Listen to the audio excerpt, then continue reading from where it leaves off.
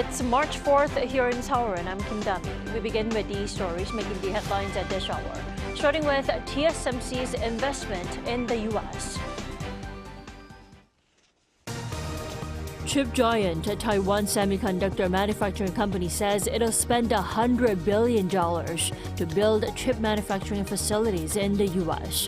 While U.S. President Donald Trump is imposing tariffs on Mexico and Canada starting Tuesday and slapping an extra 10% tariff on China. And China kicks off its biggest political meeting of the year this week, known as the Two Sessions. Economic growth and trade will top the agenda as the country is bracing for more of Trump's reckless tariffs. South Korea's industrial production dropped 2.7% in the first month of 2025 from a month ago, the biggest drop in nearly 5 years due to a sharp decline in facility investment. Despite a deal that's given Canada and Mexico a one-month grace period, the U.S. will go ahead with its tariff impositions starting Tuesday. Now, that's not all. An additional 10% tariff is also on the way for China. Our An Sung-jin starts us off. U.S. President Donald Trump has announced that the imposition of 25% tariffs on Canada and Mexico will go ahead as scheduled on March 4th. Likewise, tariffs on China will be doubled to 20% on March 4th. Trump again cited drug trafficking as a major reason for the import taxes. No room left for Mexico or for Canada. No, the tariffs, they're all set. Trump on his social media further announced that the U.S. will be levying tariffs on crop purchases as well, starting from April 2nd. Fruit, vegetable, and nut imports have been climbing, leading to an agriculture trade deficit in the U.S. As Trump continues to slap tariffs, the U.S. economy has been startled. U.S. stocks plunged on Monday with the Nasdaq dropping by around 3% and the Dow Jones losing nearly 2%. Pundits say as investment confidence has fallen following the tariff impositions, there are growing concerns for the U.S. market, especially regarding inflation. I think the tariff scenario is definitively an inflationary aspect to what can happen within the economy and the market. Right now, what I'm seeing is and hearing is a little bit of a stagflation concern. The tariffs are raising concerns that tit-for-tat levies could eventually lead to a global trade war. An Sung-jin, Arirang News. With U.S. President Donald Trump eyeing higher semiconductor tariffs, TSMC, one of the world's largest chipmakers, announced plans for a further $100 billion investment in the U.S. Following a meeting with the country's CEO on Monday, Trump said the investment will boost domestic production and national security. Now, the new investment will be used to build additional chip facilities in the U.S. in the coming years, creating thousands of jobs and making the U.S. less reliant on chips made in Asia. TSMC had already pledged $65 billion worth of investment between 2020 and April of last year, when the company also said it would add a third semiconductor factory in Arizona by 2030. So Trump is doubling a 10% levy on China to 20% starting Tuesday. And with China's largest political event taking place, Beijing is expected to look for ways to deal with Trump's tariff salvo. Our Lee Seung-ja has more. On Tuesday, China begins its largest political event of the year with the annual plenary sessions of the National People's Congress and of the Chinese People's Political Consultative Conference, collectively known as the Two Sessions. Much of the discussion is expected to focus on countermeasures against Trump's tariff war.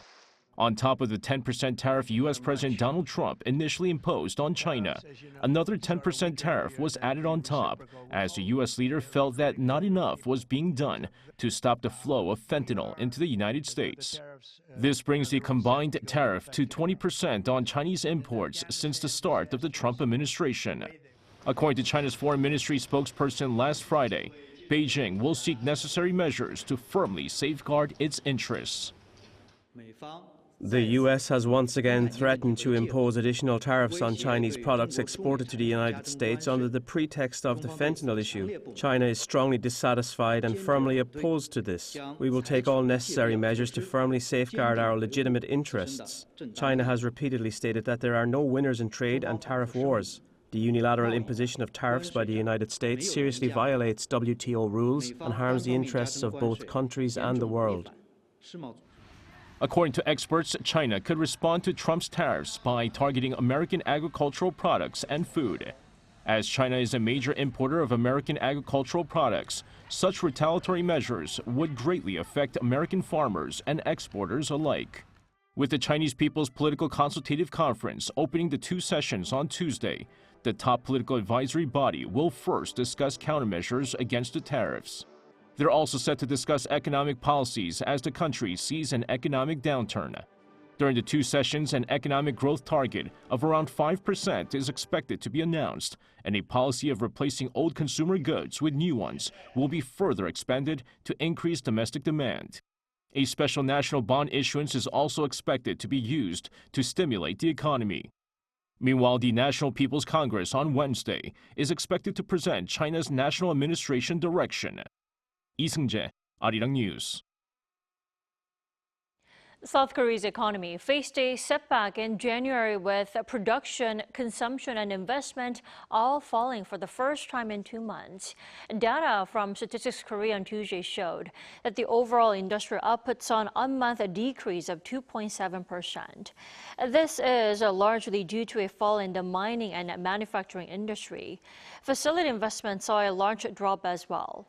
An official from Statistics Korea attributed the drop to the base effects from relatively high growth the month before and fewer working days due to a long Lunar New Year holiday.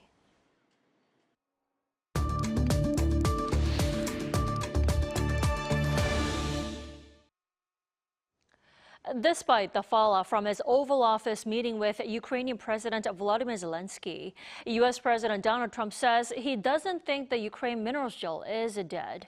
We turn to Dr. Ronald Suni for more this morning. Welcome. Happy to be here. Thanks for joining us. Let's recap on the summit that ended up being a bust-up. What went wrong here?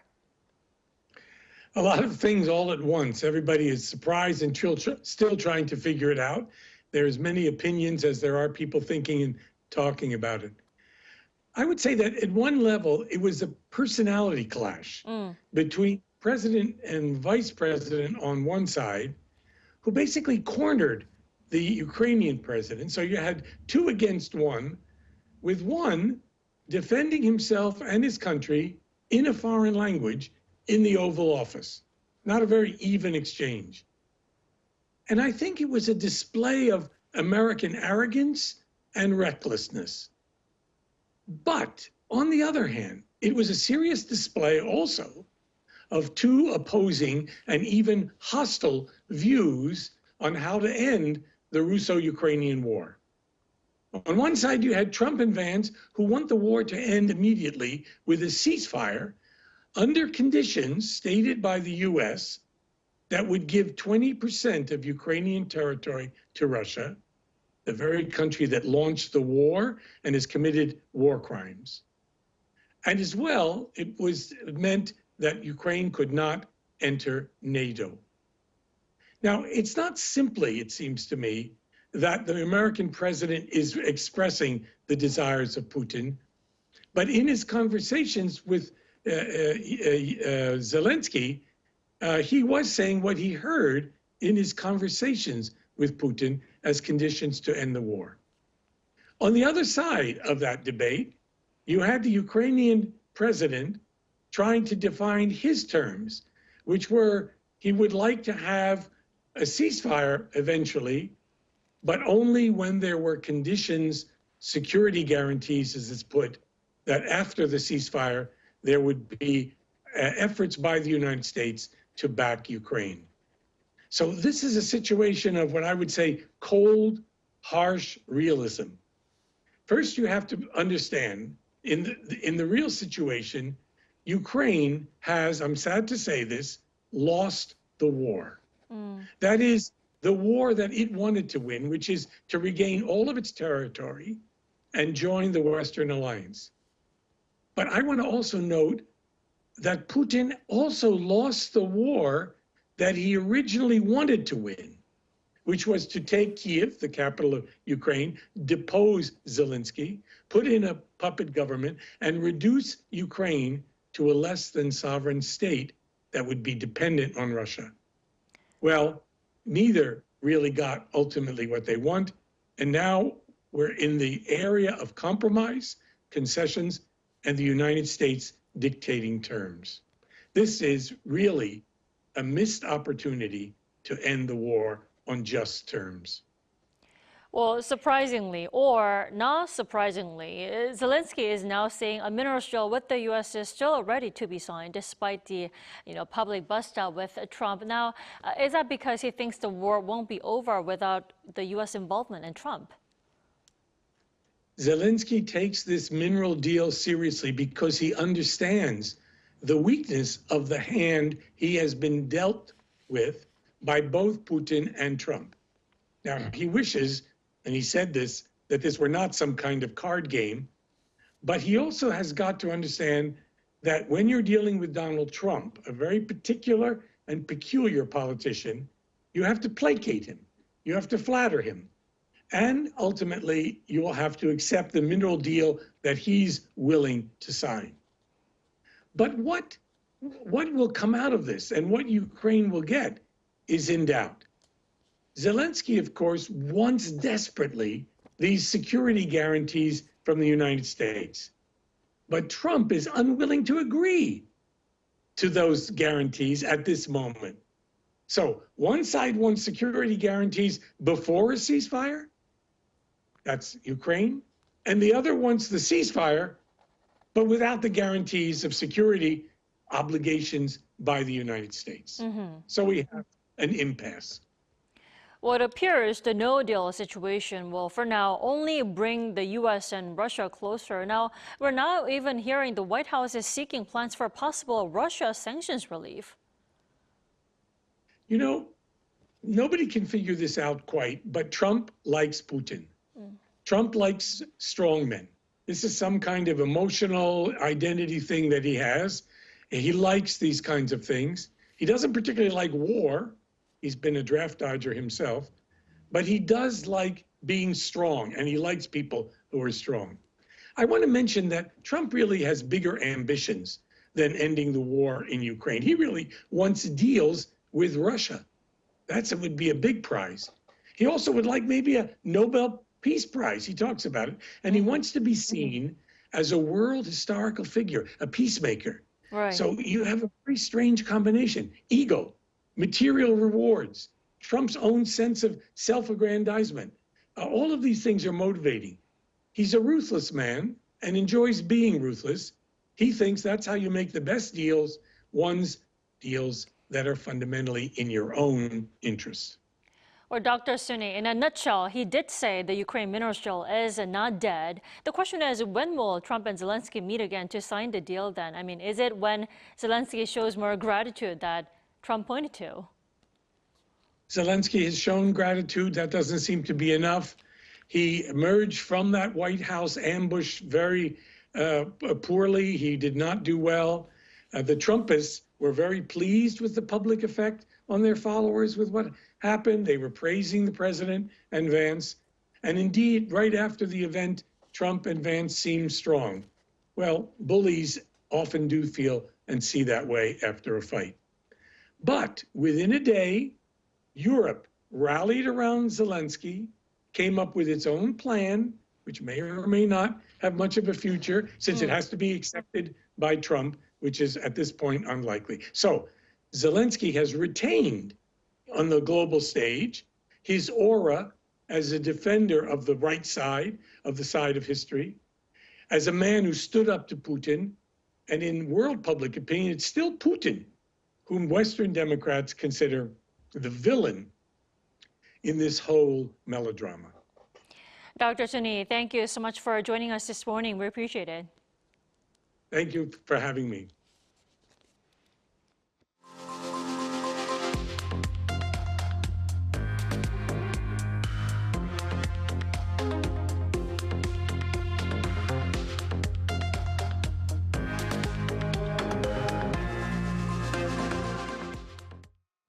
North Korea has issued fresh threats following the arrival of the U.S. aircraft carrier, the USS Carl Vinson in Busan over the weekend. Kim Yo-jong, the sister of Kim Jong-un, condemned the deployment and warned of stronger military action, saying Pyongyang would have no choice but to, quote, break records in strategic deterrence. South Korea's defense ministry dismissed Kim's remarks as an excuse to justify the regime's nuclear ambitions, warning that any provocation will be met with an overwhelming response. Seoul maintains that the deployment of U.S. strategic assets to South Korea is for regular joint drills with the U.S. The chief of the UN's nuclear watchdog said Monday that there are signs that North Korea is continuing activities at uranium enrichment facilities in 2 locations. According to the International Atomic Energy Agency Director General Rafael Grossi, the uranium enrichment plants in Kangson and Yonbyong have been operating, which he called a clear breach of UN Security Council resolutions. Grossi added that there are also indications that the light water reactor at Yonbyong continues to operate. Now, the assessment comes as the North Korean leader Kim Jong-un was said to have toured a nuclear material production base and a nuclear weapons institute back in January. Now, over in Barcelona, the annual Mobile World Congress is in full swing. The 38th edition is all about AI and as well as its power that bridges all fields and industries. Our Lee Soo-jin is there.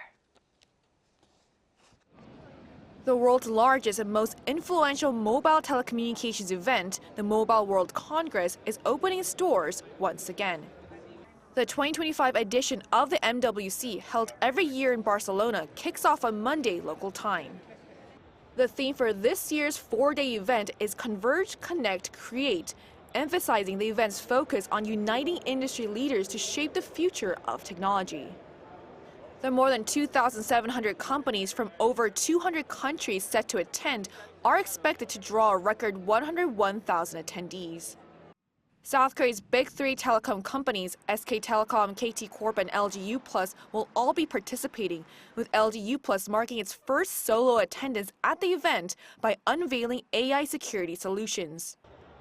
And SK Telecom will feature advanced AI data center technologies, while KT showcases how AI technologies can be integrated into daily life at its K Street Pavilion.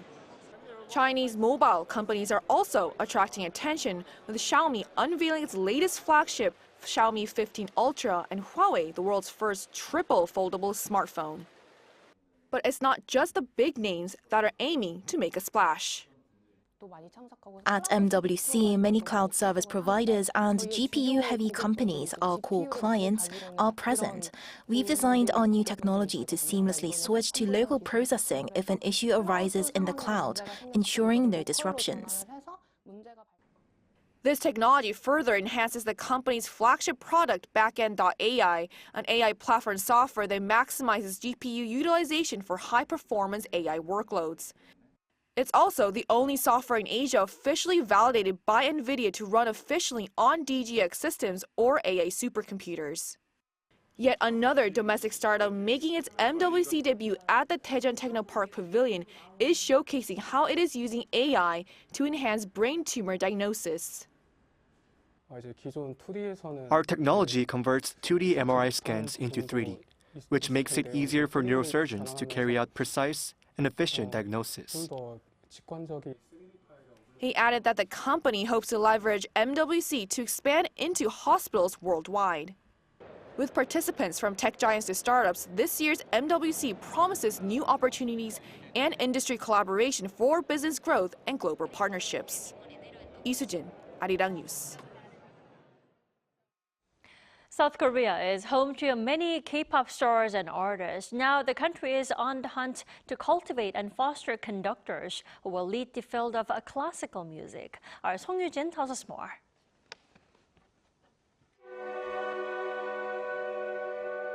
Inside this hall, the Seoul Philharmonic Orchestra is full in rehearsal. But today, a new face leads the podium, under the watchful eye of a familiar one, music director Jaap van Zweden. The orchestra has opened its doors to rising conductors through the 2025 SPO Jaap van Zweden Conducting Fellowship. Here, the baton isn't just passed, it's being earned.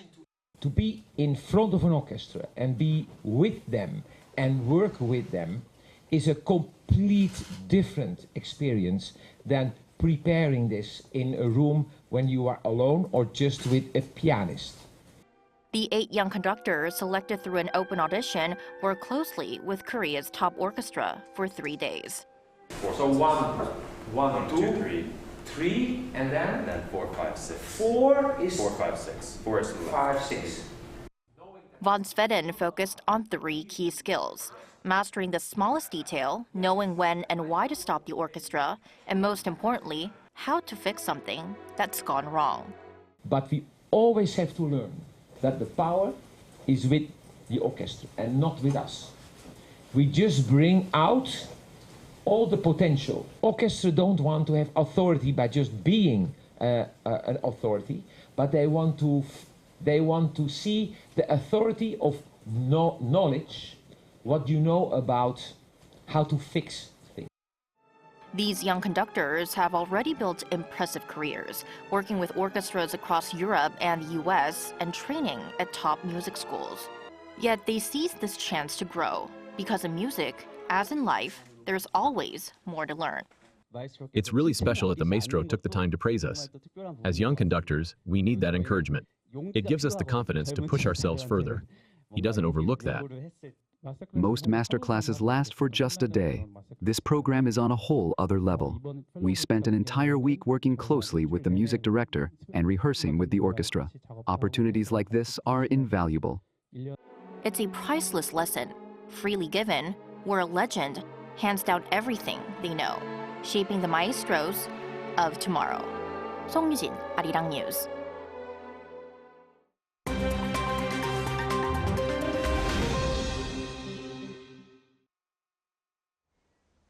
Good morning, I'm Yoon Se-young, and this is The World Now. At least 2 people were killed by Israeli drone fire in Rafah, and 3 others were injured in Khan Yunis on Monday local time. This comes amid growing fears of renewed conflict after the first phase of a ceasefire between Israel and Hamas came to an end over the weekend. The initial ceasefire, which began in January, expired without an agreement on how to proceed. Hamas is demanding the immediate implementation of a second phase, calling for a full Israeli military withdrawal from Gaza. However, Israel has proposed a temporary extension of the ceasefire until April, contingent on further hostage and prisoner exchanges. After negotiations to extend the ceasefire broke down, Israel on Sunday imposed a total blockade on Gaza, cutting off all supplies, including food and fuel, to the enclave. At least 2 people were killed and 11 others were injured in the western German city of Mannheim on Monday local time when a car was driven into a crowd during a carnival celebration. Authorities have arrested the suspect, a 40-year-old German man who is now under investigation for 2 counts of murder and multiple counts of attempted murder. According to Mannheim prosecutors, the man shot himself following the attack but survived and is in a stable condition in hospital.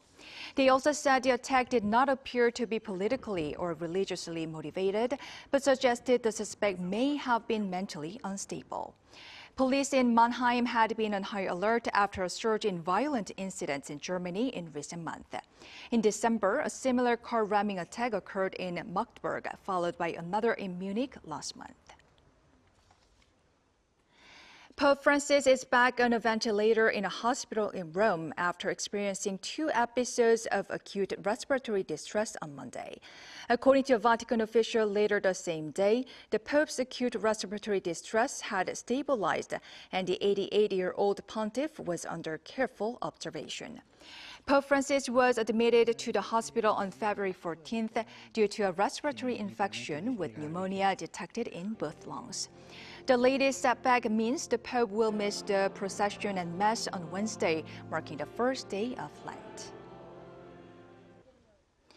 U.S. space company Firefly Aerospace successfully landed its uncrewed lunar lander Blue Ghost on the moon, becoming the second private company to successfully land on the moon. Blue Ghost, about the size of a compact cart and equipped with 4 legs, carried 10 scientific payloads. It landed in the northeastern region of the moon in the early hours of Sunday, U.S. time. Firefly claims it is the first to achieve a full successful soft landing. Previously, Intuitive Machines landed its Odysseus lander last year, but it touched down at an angle, causing many of its onboard instruments to malfunction.